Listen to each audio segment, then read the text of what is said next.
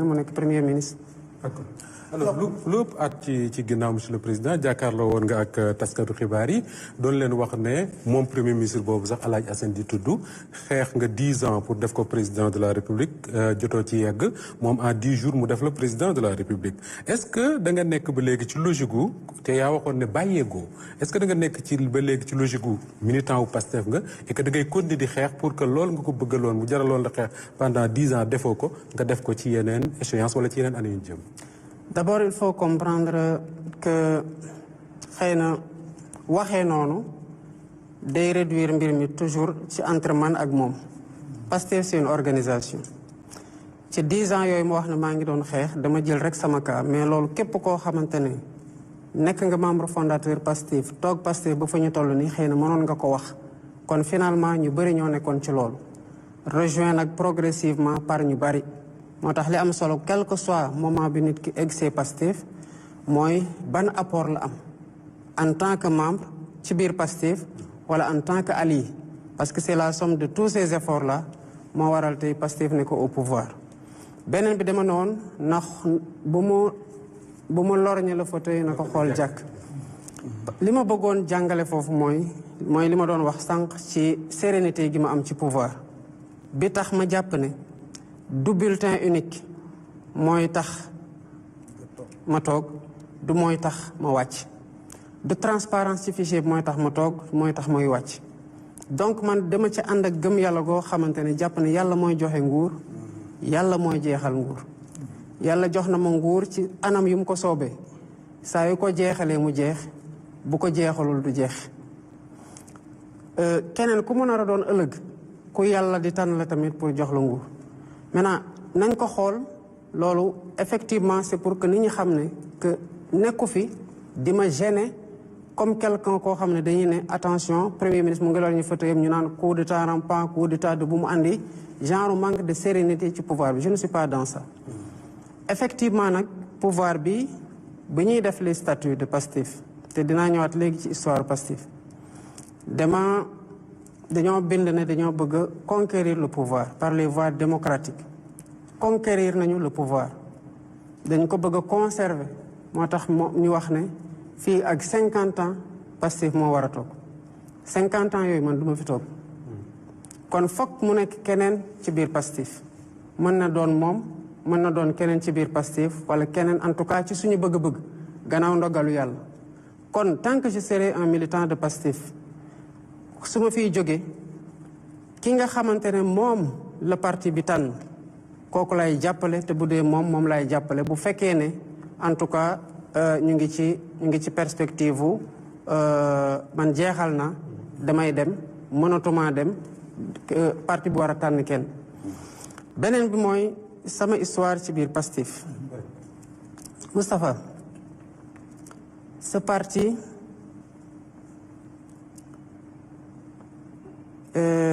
dama fekkee ci bu muy juddu ci bu ñu amee xelu def parti politique benn réunion laa raté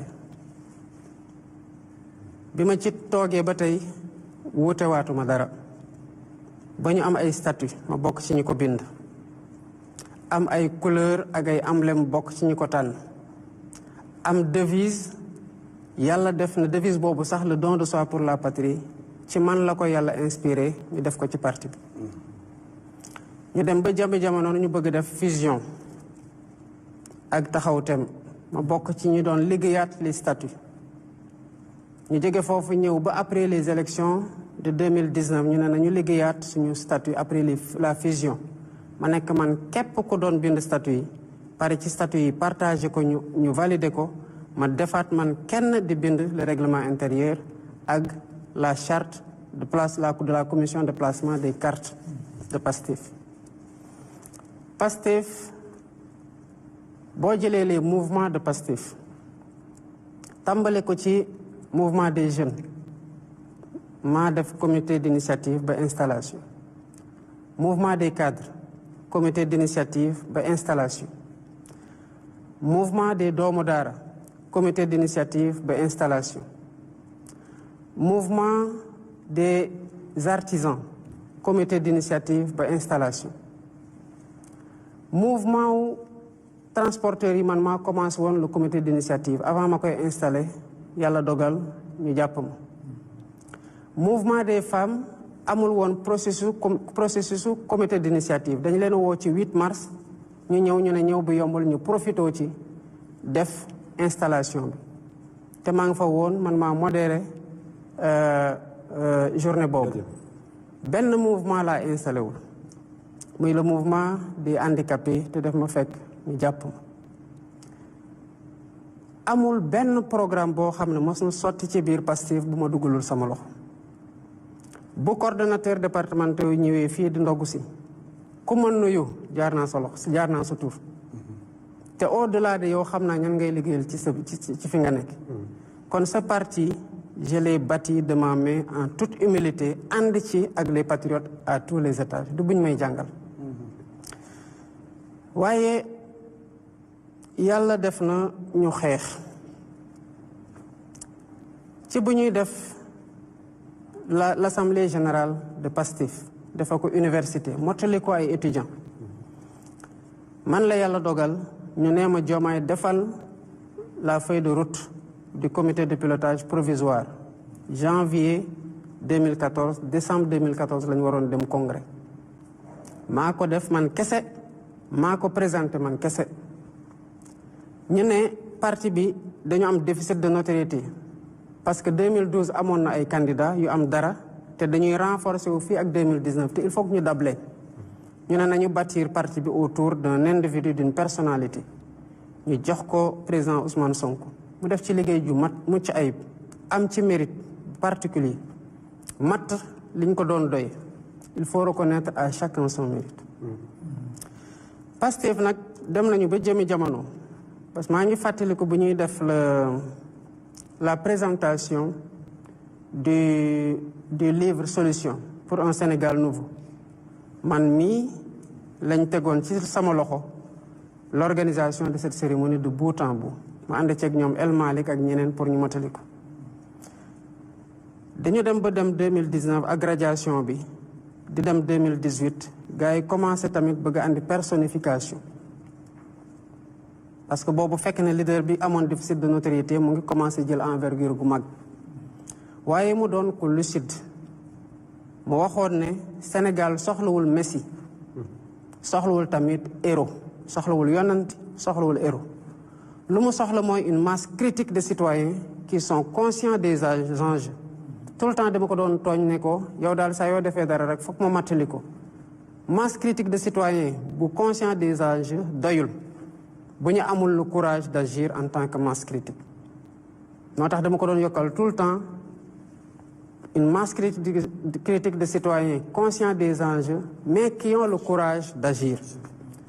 kon à son corps défendant Ousmane mosul gëm messianisme mosul gëm mbirum guide encore moins guide d'une quelconque révolution Pastef ci trajectoire bu muy jël nii bu ci waa Pastef jógul dina yàqu lu tax nga foog ne dina yàqu parce que bu ngeen fàttalikoo bu ñu leen waxee ne le projet Pastef rek ngeen di xalaat te le projet da doon ñëw en complément de le Sénégal n'a pas besoin de Messi ni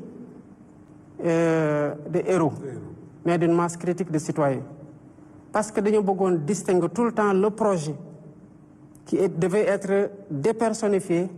du leader qui l'a incarné à un moment T quel que soit son mérite et quel que soit njàmbarte moo tax ñu doon réorienter tout le temps les militants vers l'essentiel et l'essentiel c'est le projet parce que nit la kenn xamul ci ñun fan la sa bakkan yem te li projet bi nii buy dem ci 50 ans ça signifie que war nañu transcender ñun ñu nekk ci génération actuelle bi dem au-delà de cette génération loolu mënuñu ko tabax autour d'une personnification outrancière du projet authenticité au Pastef mooy loolu mooy la délibération mooy la contradiction mooy le choix démocratique man j'ai été souvent mis en minorité comme on m'a souvent rejoint dans mon analyse et dans mes positions mais saa yu ñu mosaana wax ne d'accord ñu ak Diomaye majorité bi fii la basculer ñaar laa ko wax te mos naa ko wax ci benn émission du benn di ñaar mooy loyauté au leader, fidélité à la ligne du parti et au projet. te projet boobu moo tax ay nit sacrifié lu bari muy bakkan muy laago muy liberté ñii seen sëy tas ñii ñàkk seen liggéey ñii ñàkk seen alal loolu ça n'a pas été fait pour les beaux yeux d'un homme. Ça a été fait pour la quintessence du projet qu'il fallait protéger à travers la personne qui l'a incarné. Mais on doit toujours tenir à distinguer le projet des différentes personnes qui l'ont incarné. La preuve, moi j'ai été un secrétaire général. Avant d'être secrétaire général, j'ai été coordonnateur du mouvement des cadres. Avant d'être coordonnateur du mouvement des cadres, je n'ai pas occupé de fonction. Mais bi ma occupé fonction bi yëpp ku ne xam na sama liggéey la woon parce que tous les mouvements yi ma la wax ni man maa ko installé bi ma koy installé je n'avais aucune fonction dans le parti ci lu ëpp jusqu'en septembre 2018 date de l'installation du mouvement des cadres kon les mouvements yi ñu installé avant les jeunes les enseignants les femmes bi ma koy installé di ko initier et jusqu'au mouvement des cadres je n'avais pas de fonction. Mais tey nekkatuma secrétaire général et ce rôle-là doit être continu ëllëg tel que suñu statut yi duñ ko waxee ni bu yàlla dogaloon Sonko nekk comment ça s'appelle président de la République en fait dafay décharger wu de ses fonctions de président du parti bu boobaa le parti devra se choisir un président qui doit avoir la même stature ba pare incarner le projet kon les cadres qui comprennent cette logique, cette authenticité de Pastef. Les militants de tous bords, ça a sonné, même en 2020, bu ñu doon def l'Assemblée générale anniversaire, dañu waxoon ne ku ñuy sargal mooy les militants inconnus. Gis nga boo duggee fii di nga fa gis ay xar kanamu nit ñoo xamante ne dañoo wàcc liggéey ci projet bi. ñu bëri ci responsable Pastef yi koo ci laaj mu sital la tur léegi-léegi boo mooy tudd la jaaral ci benn tur. Il a fallu que ñooñu wàcc liggéey ci waar wa ñu door di xam ndekete ñii pare woon nañu pour joxe seen bakkan kon kooku bu amee ku am mérite le principal mooy ñi ci ñàkk seen bakkan ñoo gën a méritant parce que joxe nañu lu kenn joxul ñi ci tegu mooy ñi nga xamante ne dem nañu ba seen cër dagg ci muy loxo muy tànk wala ñu seen bët tuuru ci te ñu continuer di gëm xeex bi di gëm projet bi gis nga ko bokkal ci ñaari catégorie gi xamal ne yaa ngi ci gannaaw te kon am na lu la fete ci kaw mooy lan moo taxoon sénégalais yi di xeex ñëw jàppale ñu ba ñu jël pouvoir bi c'est parce qu'ils croyaient en un idéal c'est cet idéal-là qui doit triompher devant toutes les ambitions personnelles tant qu'elles ne sont pas alignées à ce projet te loolu c'est le défi de Pastef que les gens de Pastef doivent défendre pour que le parti garde son authenticité. Monsieur le Président foofu laa bëggoon laaj la kon comme yaa ngi considéré wu comme membre de Pastef toujours léegi lu tax nga jàpp ci coalition Diomaye président. Ngor